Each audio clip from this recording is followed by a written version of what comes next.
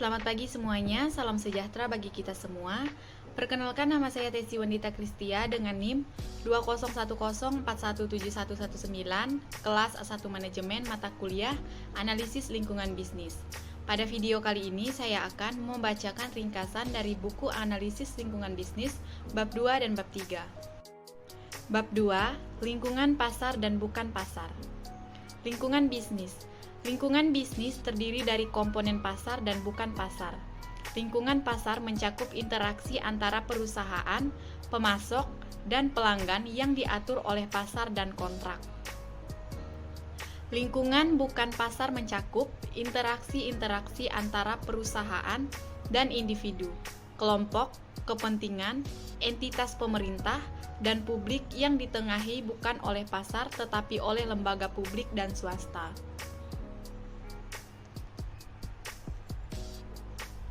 Peran manajemen di lingkungan bukan pasar terhadap peluang kinerja pasar, manajemen dengan bertanggung jawab untuk merumuskan dan menerapkan strategi pasar dan bukan pasar. Dalam merumuskan strategi bukan pasar, manajer dapat memanfaatkan keahlian pengacara, spesialis komunikasi, dan spesialis hubungan masyarakat. Lingkungan pasar dan lingkungan bukan pasar. Lingkungan bisnis dan pasar non-pasar saling terkait. Lingkungan pasar dan lingkungan non-pasar dari suatu bisnis adalah bersifat bersaing dalam lingkungan pasar.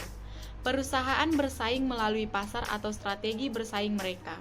Dalam lingkungan bukan pasar, undang-undang, peraturan, keputusan administratif, dan tekanan publik adalah hasil dari kompetisi yang melibatkan individu, aktivis, kelompok kepentingan, dan perusahaan.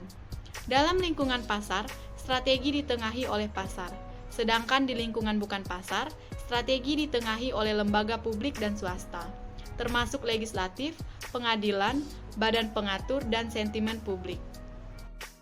Robert Galvin 1992 yang memimpin Motorola selama lebih dari 3 dekade, menggambarkan pendekatan perusahaan terhadap lingkungan bukan pasarnya seperti membuat aturan main.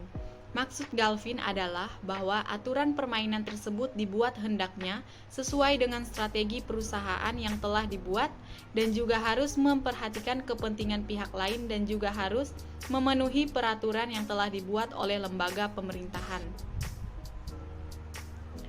Analisis lingkungan bukan pasar.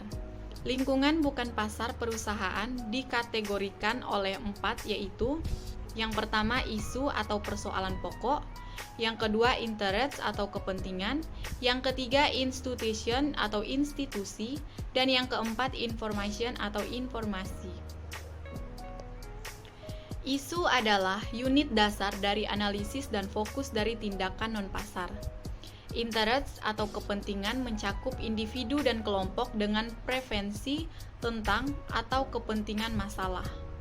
Institusi didefinisikan oleh Douglas North 1990 sebagai aturan main dalam masyarakat yang membentuk interaksi manusia. Informasi berkaitan dengan risiko yang terkait dengan produk individu dan dengan teknologi itu sendiri. Tugas manajemen adalah merumuskan dan menerapkan strategi yang secara efektif agar dapat mengatasi masalah bukan pasar, dan mengakui bahwa kepentingan lain juga memilih dan menerapkan strategi yang mereka buat. Perubahan dalam lingkungan bukan pasar. Lingkungan non-pasar berubah ketika masalah diselesaikan. Masalah saat ini berkembang dan masalah baru muncul. Bagian ini berfokus pada asal mula masalah dan kekuatan yang memunculkannya. Masalah bukan pasar memiliki 5 sumber dasar. Yang pertama, penemuan ilmiah dan kemajuan teknologi. Yang kedua, pemahaman baru. Yang ketiga, perubahan kelembagaan. Yang keempat, aktivitas kelompok kepentingan. Dan yang kelima, masalah moral. Mengantisipasi perubahan dalam lingkungan bukan pasar. Efektivitas perusahaan dan manajernya dalam menangani masalah bukan pasar bergantung pada pendekatan yang mereka gunakan terhadap lingkungan bukan pasar. Salah satu pendekatannya adalah menanggapi masalah bukan pasar hanya bukan pasar hanya jika masalah tersebut cukup kuat untuk memaksa perusahaan tersebut bertindak. Pendekatan kedua menekankan pada pembatasan tingkat kerusakan setelah perusahaan ditantang oleh suatu masalah. Pendekatan ketiga adalah antisipatif dan dimaksudkan untuk mempersiapkan perusahaan untuk memanfaatkan peluang yang muncul dan mengatasi masalah sebelum menjadi masalah. Pendekatan keempat adalah proaktif. Dengan perusahaan dan manajernya tidak hanya mengantisipasi masalah bukan pasar, tetapi juga bertindak untuk mempengaruhi masalah mana yang muncul dan bagaimana masalah tersebut dibingkai. Selanjutnya, bab 3, strategi terintegrasi. Strategi dalam lingkungan bukan pasar. Pentingnya strategi bukan pasar. Pentingnya strategi non-pasar terkait dengan kontrol peluang perusahaan. Strategi bukan pasar lebih penting jika lebih banyak peluang dikendalikan oleh pemerintah dan kurang penting. Tetapi seringkali masih penting ketika peluang dikendalikan oleh pasar.